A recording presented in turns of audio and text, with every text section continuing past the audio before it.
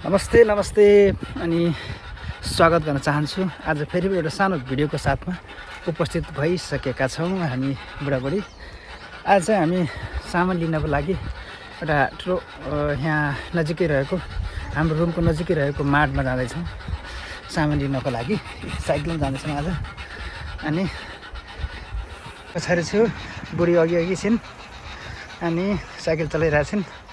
यस्तै हो परदेशी लाइफ हैन, जापानको लाइफ यस्तै हो। नेपालमा त बाइक चढिन्थ्यो, यहाँ अरे हाम्रो लागि साइकल चलाउन। नेपालमा कहिले चलाएन के हो माया तिमीले नि? सानोमा चलायो अनि अहिले यहाँ जापानमा साइकल चलाउँदा कस्तो लागिरहेको तिमीलाई? हामी आज कहाँ जाँदैछौँ भन त? कस्तो लागिरहेको साइकल चलाउनु? नेपाल विदेशमा साइकल चलाउँदा कस्तो लाग्दो रहेछ? मजा आउँछ है? टेन्सन नगर, अब केही महिनापछि एउटा कार किनौँला है त, गाडी किनौँ। हामी आज मार्ट जाँदैछौँ दुईजना टक्क साइकलमा। तर यहाँ साइकलमा आबुनाइ नै हुन्छ। यहाँको मान्छेले राम्रो मान्दैनन् साइकल चलाउँदै मोबाइल तर के गर्ने, लुकेर होइन।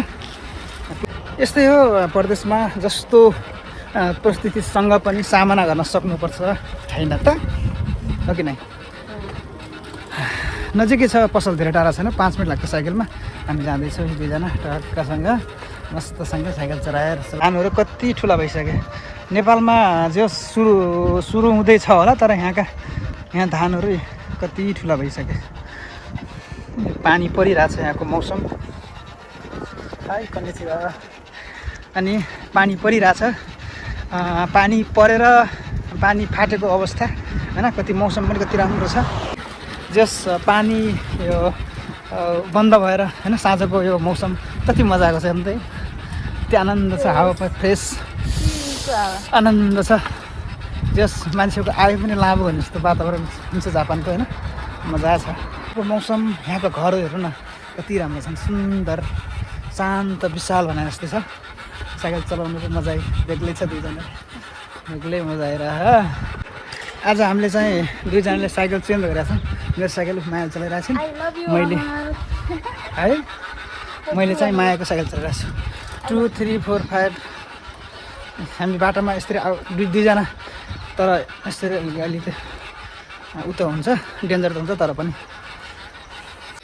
जस विदेशमा होइन, विदेशमा एक्लै जस त्यो खासै मजा त विदेशमा जस आफ्नो लाइफ पार्टनर भयो भने यो परदेशी जिन्दगी काट्न चाहिँ जस एकदम सहज हुँदो रहेछ होइन। जापानमा चाहिँ यस्तो छ कि हेर्नुहोस्, प्रत्येक घरको वरिपरि फुलहरू अनि हरियाली तरकारीहरू एकदम पर्याप्त मात्रामा हुन्छ। किनभने फ्रेस खानाहरू होइन, फ्रेस तरकारीहरू, फ्रेस हावापानी, फ्रेस वातावरणहरू चाहन्छन् कि यिनीहरूले।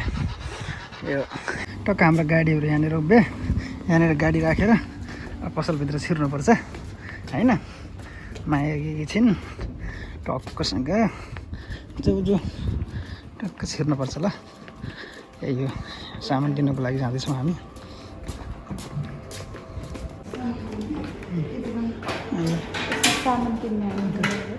सामानको लागि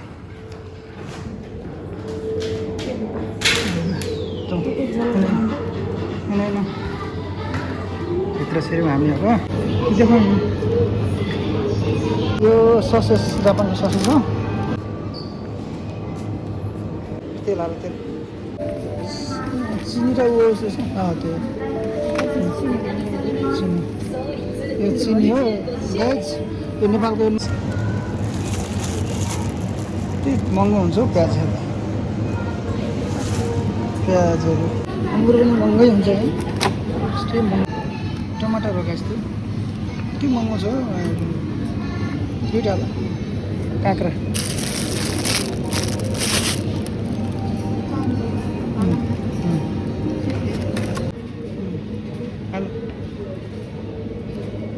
एउटा घुँगालो कति पर्छ है?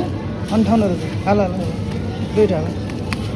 त्यसो गाइज मकै नेपालमा सस्तो पाइन्छ, यहाँ 10 रुपियाँ पर्छ, यहाँ 100 रुपियाँ हाल्नुपर्छ एउटा घुँगालाई।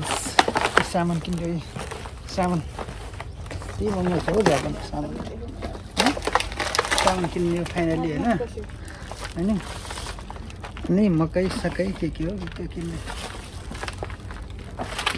किन्ने नि फाइनली सामान किन्ने नि सामान किन्ने होइन खानुकै त नखाउँदो रहेछ चिसो गाइज हाम्रो घर आयो त्यो होइन हाम्रो घर उत्यो यो छ नि यो 4-5 फ्लाइटको 2टा भवन छन् उताको भवन हो है हाम्रो उताको भवन हामी सामान लिएर आयो गाइजी माया अघि म पछि त्यो हो गाइज हाम्रो भवन त्यो हो हाम्रो रुम उताको अब जाउँ खिचिरहेको छु